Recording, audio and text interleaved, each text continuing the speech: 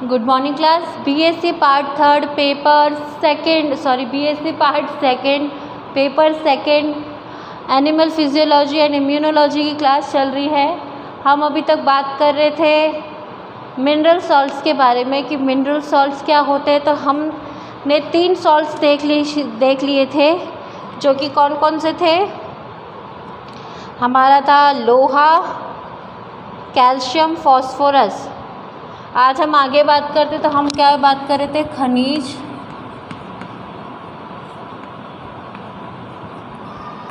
लवणों के स्रोत,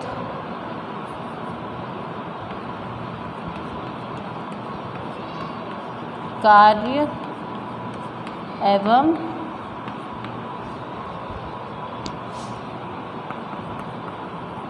दैनिक आवश्यकता।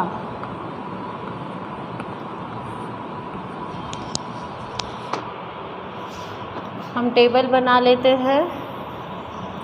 ये हो गए खनिज, लवण,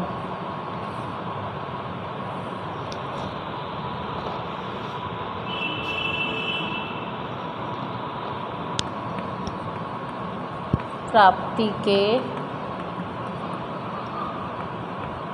साधन।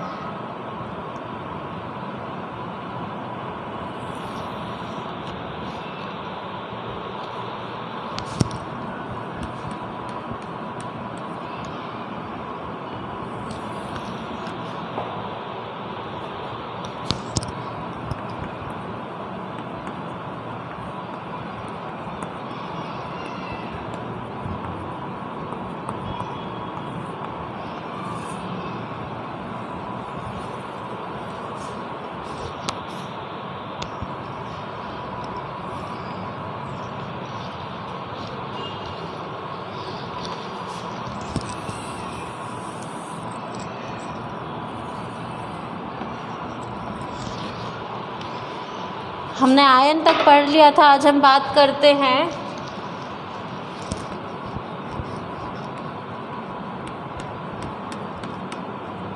आयोडीन की। तो आयोडीन क्या है?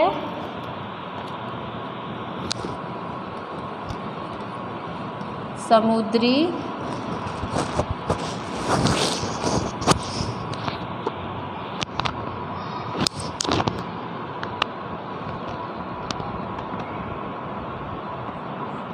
पौधे,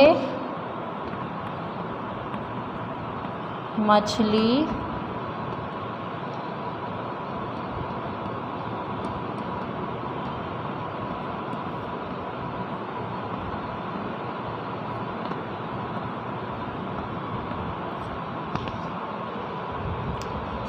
क्या कार्य है इसका?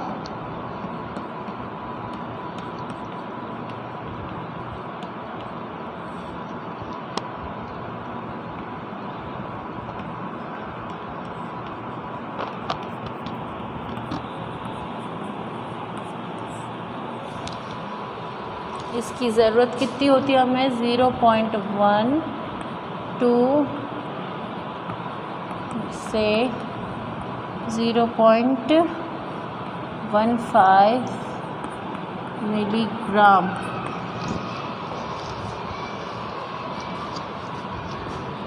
दूसरा हमारे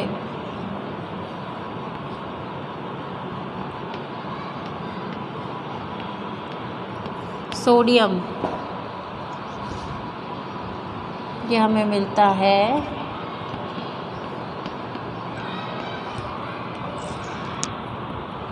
मांस,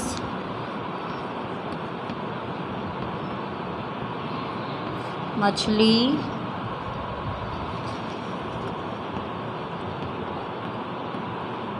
अंडा, दूध,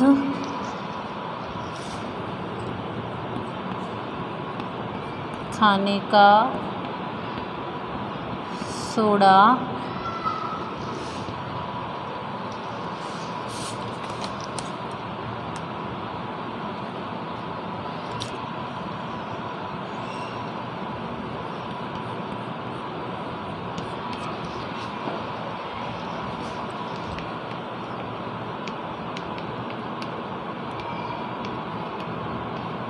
रसाकर्षण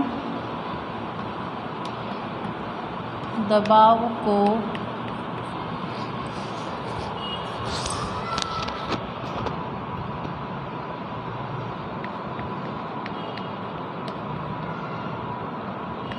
नियंत्रित करना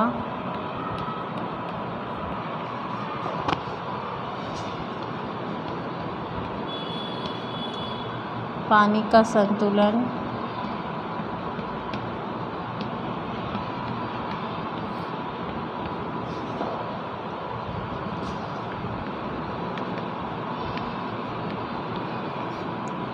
पेशीय एवं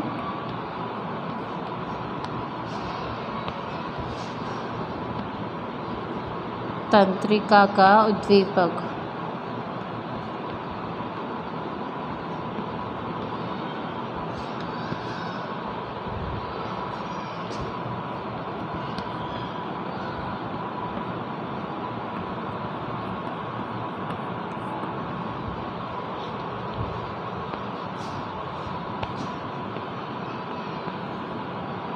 फिर आता है पोटेशियम।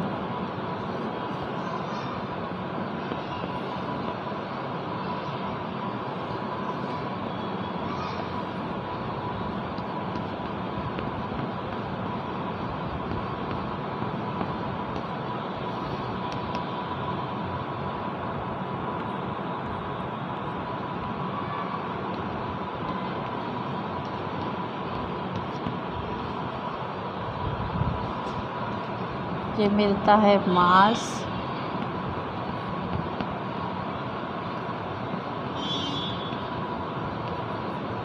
मछली, अनाज, फल,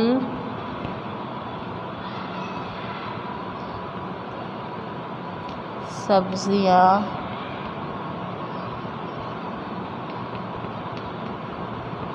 आदि।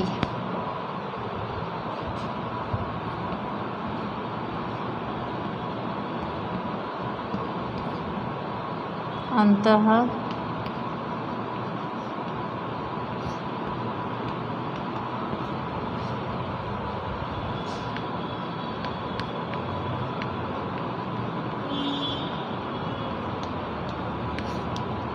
संतुलन के लिए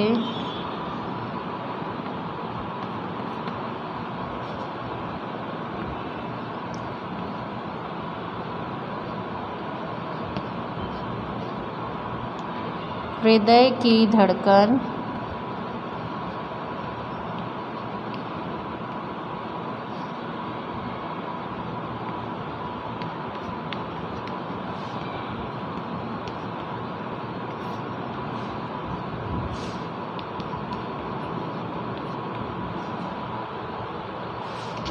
ये हमारे शरीर में चाहिए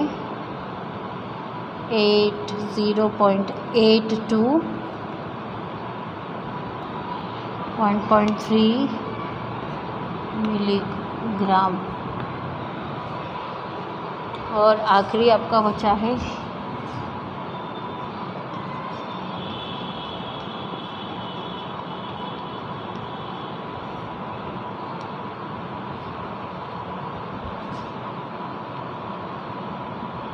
तो ये मिलता है हमें मांस,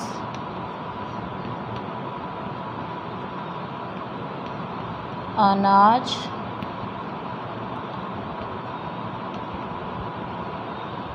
पत्तेदार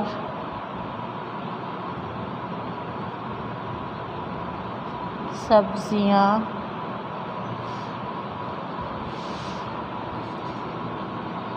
कार्य क्या होता है इसका? शारीरिक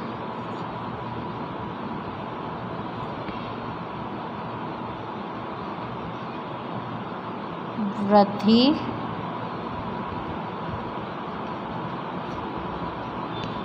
भूख लगना,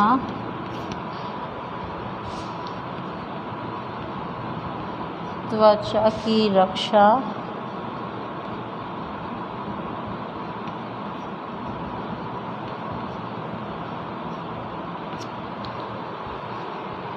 और ये हमें चाहिए होता है 0.2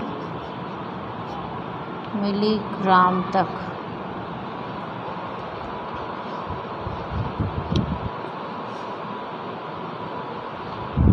देखो, जब हम बात करते हैं खनिज लवणों के बारे में तो हमारे लिए सबसे ज़्यादा इम्पॉर्टेंट कौन कौन से हो जाते हैं? सारे ही खनिज लवण अपने में बहुत इम्पॉर्टेंट है ना। जैसे कैल्शियम, मैग्नीशियम, आयरन, इनका अपना एक स्पेसिफिक रोल है।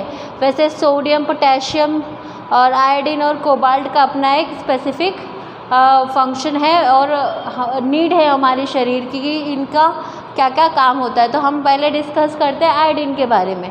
तो आयोडीन कहाँ से हमें मिल रहा है? आयोडीन हमें मिल रहा है समुद्री पौधे, मछली, आयोडीन युक्त लवण। यानी कि कहते हैं ना कि आयोडीन डेली नीड है। और सबसे ज़्यादा कब ज़रूरत होती है आयोडीन की? प्रेगनेंसी के ड्यूरेशन में, क्योंकि उस टाइम क्या होता है कि जो लेडी होती है, जो महिला होती है प्रेग्नेंट, उसके शरीर में आयोडीन की कमी नहीं होनी चाहिए। क्योंकि क्या होता है, आयोडीन की कमी से बहुत सारे रोग हमें देखने को मिलते हैं। जैसे कहा जाता है कि आयोडीन की कमी से घेंघा रोग हो जाता है। वो इसलिए हो जाता है क्योंकि आयोडीन का काम क्या होता है? थायरोक्सिन नामक हार्मोन को बनाना। तो थायरोक्सिन नामक हार्मोन कहाँ से बनता है? हमारे थायराइड ग्लैंड से बनता है, करेक्ट। तो हमारे थायराइड ग्लैंड में अगर वो आयोडीन ही नहीं जाएगा तो वो थायरोक्सिन का हाइपोसिक्रीशन हो जाएगा। मतलब कि वो थायरोक्सिन बनाएगा ही नहीं। थायरोक्सिन नहीं बनेगा तो उस वजह से हमारे गले में से गठान टाइप में से बड़ा बड़ा सा सूजन हो जाती है। तो आयोडीन का इम्पॉर्टेंस ये है। तो ये क्या होता है? थायरोक्सिन हार्मोन का निर्माण करता है। इसकी ज़रूरत कितनी होती है? 1 से 15 मिलीग्राम तक होती है। सोडियम, सोडियम हमें मिलता है मांस, मछली, अंडा, दूध खाने का सोडा आदि से। तो इसमें क्या होता है? रसाकर्षण दबाव को नियंत्रित करना, पानी का संतुलन बनाए रखना, पेशी एवं तंत्रिका उद्दीपक।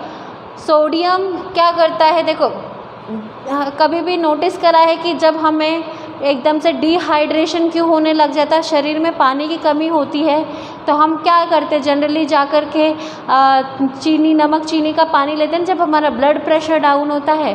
तो ऐसा इसीलिए होता है क्योंकि हमारे शरीर में नमक की जो मात्रा है वो कम हो जाती है, इसलिए हमें क्या होने लगता है?